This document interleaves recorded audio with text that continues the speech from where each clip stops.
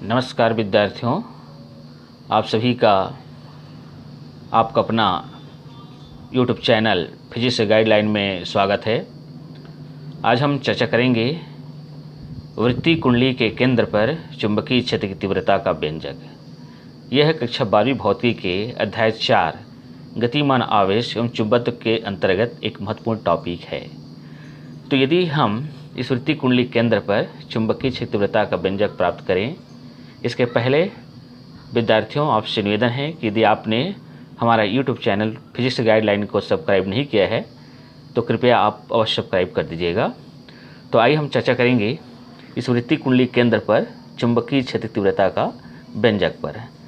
तो इसके लिए विद्यार्थियों आप चित्र पर ध्यान दीजिएगा कि चित्र में माना कि XY एक धारावाहिक चालक तार है जिसे वृत्तीय कुंडली के आकार में मोड़ा गया है, जिसका केंद्र O एवं त्रिज्या R है।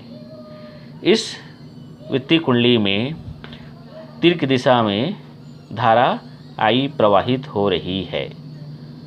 हमें इस वृत्तीय कुंडली केंद्र O पर चुंबकीय क्षेत्र की तीव्रता ज्ञात करनी है। तो इसके लिए हम इस वृत्तीय कुंडली को dl लंबाई के कई छोटे छोटे अल्पांशों में, जैसे कि AB, BC, CD, DE dash dash में विभक्त कर देते हैं। अतः बायोट के नियम के अनुसार इस अल्पांश AB के कारण केंद्र O पर चुंबकीय क्षेत्र की तीव्रता को यदि हम dB1 लें तो dB1 बराबर लिख सकते हैं μ0/4 पाई IAB साइन थीटा अपन R का स्क्वायर। लेकिन हमेशा वृत्त की परिधि पर त्रिज्या जो होती है वो लंबवत होती है। फलस्वरूप इस त्रिज्या के लंबवत होने के कारण यहाँ जो बनने वाला जो कोण होता है वो 90 डिग्री का होता है। इसलिए हम इस समीकरण में थीटा की जगह में 90 डिग्री रखते हैं तो हमें इस प्रकार से समीकरण प्राप्त होता है। लेकिन हम लोगों ने पढ़ा है कि साइन 90 का मान 1 होता है। अगर हम यहाँ पर साइन 90 की जगह 1 रखेंगे तो हमें समीकरण इस प्रकार से प्राप्त होगा dB1 बराबर μ0/4 पाई IAB अपन R का स्क्वायर।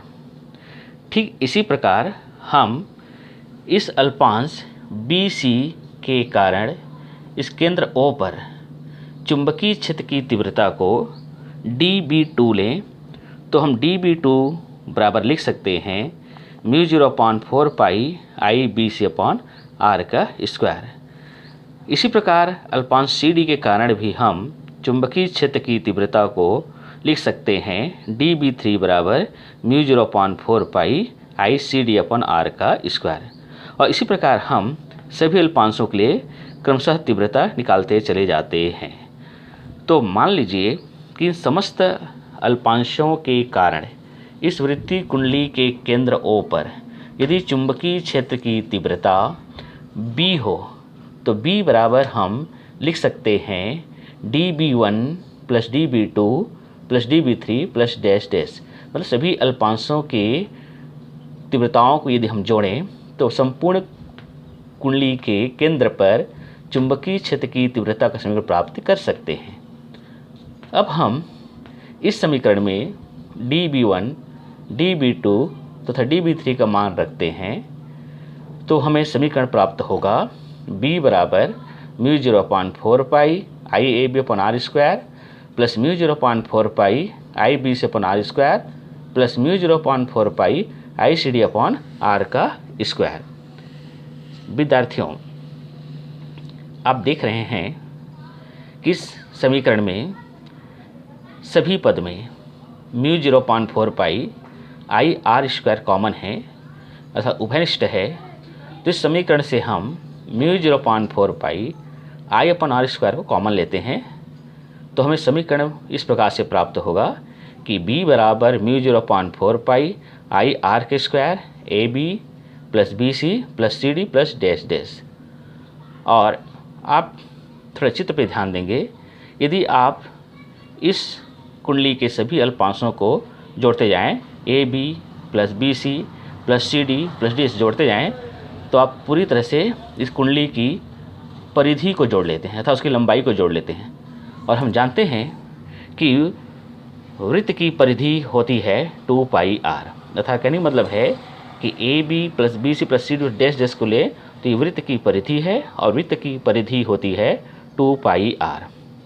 इस 2 पाई आर को रखने पर हम इसमें से एक आर को कैंसिल करेंगे तो समीकरण हमें इस प्रकार से प्राप्त होगा।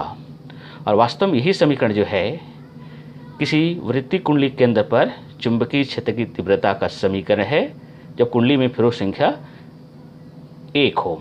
लेकिन यदि मान लीजिए किसी प्रकार की कुंडली में फेरों की संख्या अगर n हो, जहाँ n फेरों की संख्या हो, तो इस आधार पर इस समीकरण को लिख सकते हैं b बराबर μ0/4 pi 2 pi NI upon R weber upon metre का स्क्वायर। इसी प्रकार हम लिख सकते हैं μ0/4 पाई आप पहले पढ़े हैं, इसका मान 10⁻7 होता है, तो b बराबर 10⁻7 into 2 pi NI upon R weber upon metre का स्क्वायर। और यही समीकरण 1 और 2 वृत्तीय कुंडली केंद्र पर चुंबकीय क्षेत्र तीव्रता का समीकरण है।